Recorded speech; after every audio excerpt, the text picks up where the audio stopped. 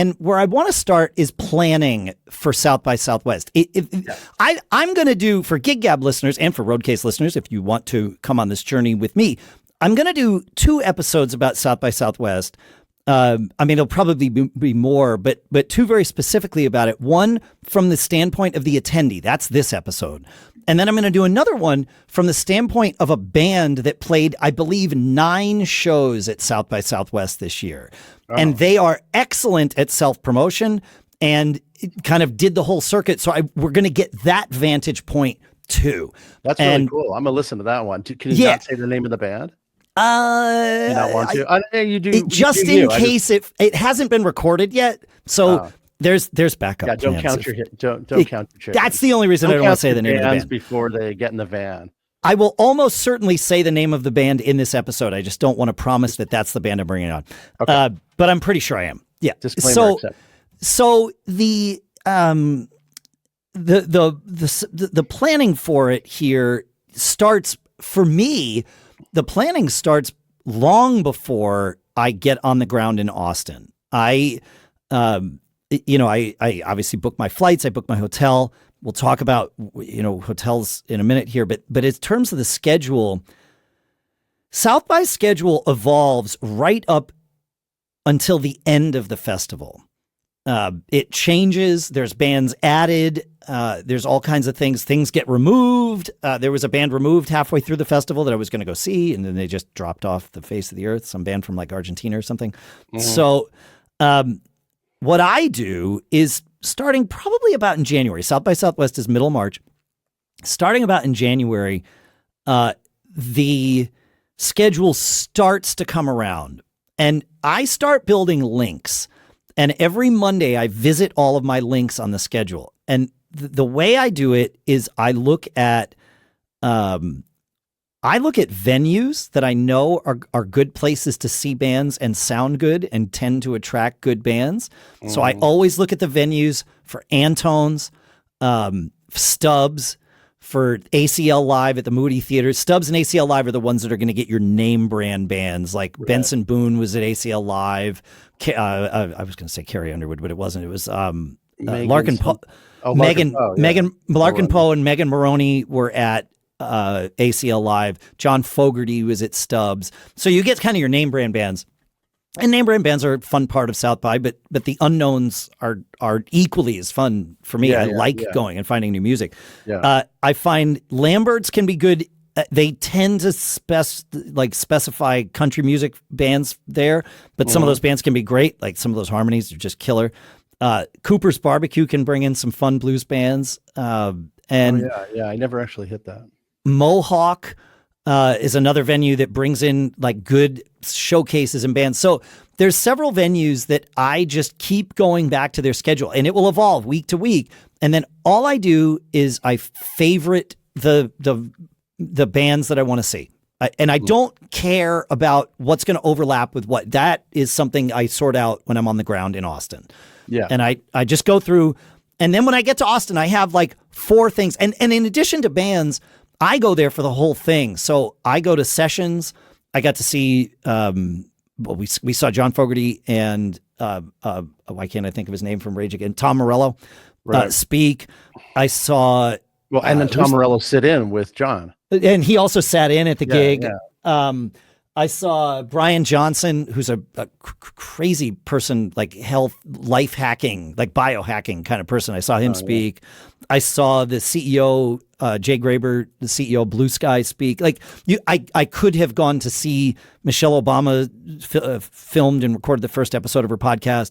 And then I saw some movies too, which I'll talk about. So I put all these things on my schedule, and it, like, invariably there are things that are like, I have 4 things booked at any given time slot. And that is the beauty of it. And I'll talk about how I execute once I'm on the ground. But I'm curious, is what I do similar to what you do, or do you do things differently?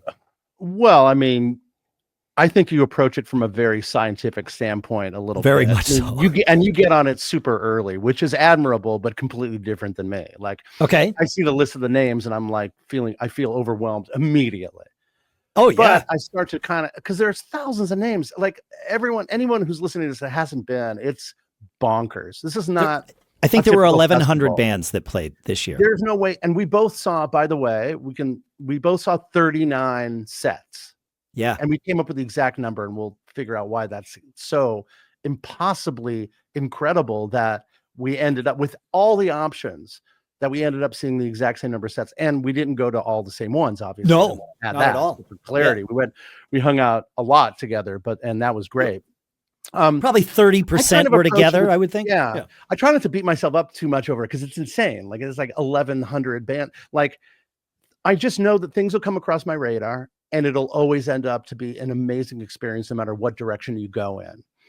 So, and I know that I'm going to see you there. I know that I'm going to see other people there. And I know that I'm going to talk to people in venues. What are you seeing? What are you doing? And one of the best parts of South by is that if bands come to South by, they're going to play 7 or 8 sets. I don't know I wonder what the average set play is. Very low would be 3, because, and there's just so much opportunity. There are some bands showcases, there's labels, there's media outlets that put out showcases, and that's always super interesting. So if a band is aligned with a particular media outlet, they'll play in one showcase, or their label will have another showcase. There's so many different opportunities to see a band. So that I always talk to people in venues, what's going on. That's kind of the approach I took this year. I'm like, I do a lot of networking. I go to the conference sessions. I talk to people. Why you here? Who you seeing? And then I kind of just start to build it from there. But I do go in to the app and set favorite. I'll click. I'll see names of people that day. Okay, I'm Wednesday. Who's playing Wednesday? And it's an impossibly long list for one day. 300 bands. I'm like, what the fuck? First, I'll click on the name of the band, and if it's out of my typical genre, then I'm probably not going to see it unless someone. You have to have some barriers, right? Yes, you have to. If you don't set barriers, you just lose it. Yeah, for sure. I'm probably not gonna discover like an entirely new genre that I never thought I'd love. I mean, I'm sure it's out there, and I look forward to that. However, you got to limit it. So I use a little bit of the filter in the app where you can filter for classic or for rock, indie rock, all the genres. And I limit that to about 15 different genres, which just saying that sounds insane. So I have a slightly different take on this that I did this year that worked way better. I don't launch the app until I am on the ground in Austin. I do everything on the website.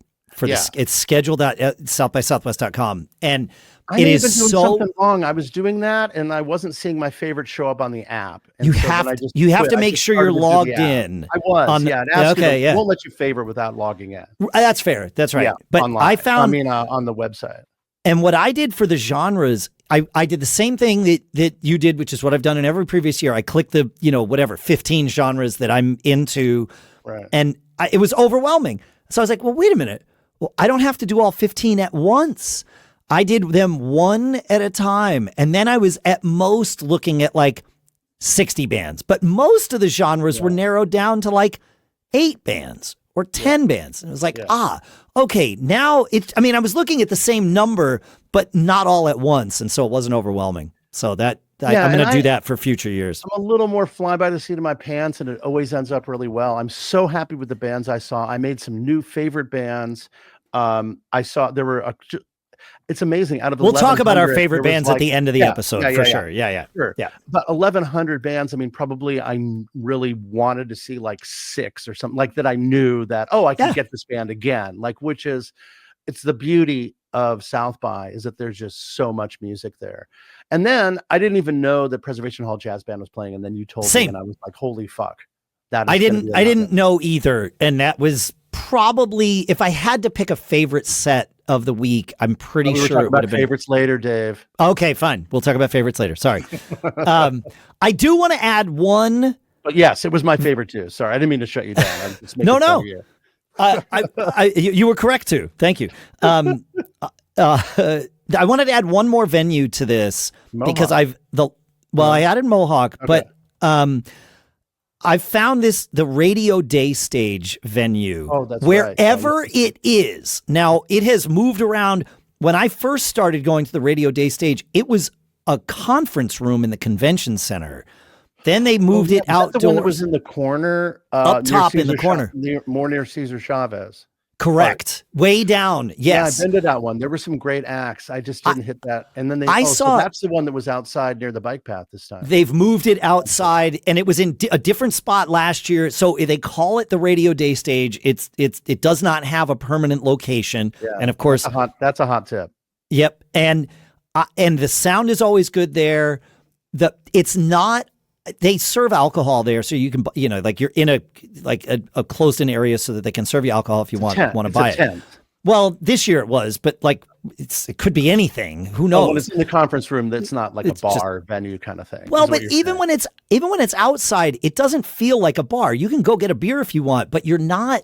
The vibe is all music. It's not like there's no one there that's not there primarily for the music, and that.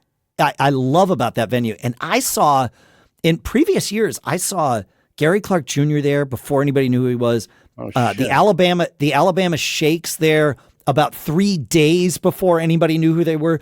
Wow. That one I walked into 3 days later, they were playing somewhere else. And the type of badge that I had was the only reason I was able to get in. It was packed like wall to wall. I saw Vampire Weekend on the Radio Day Stage. Like they book really good bands there. Who's in charge of the booking of that venue? It's South by.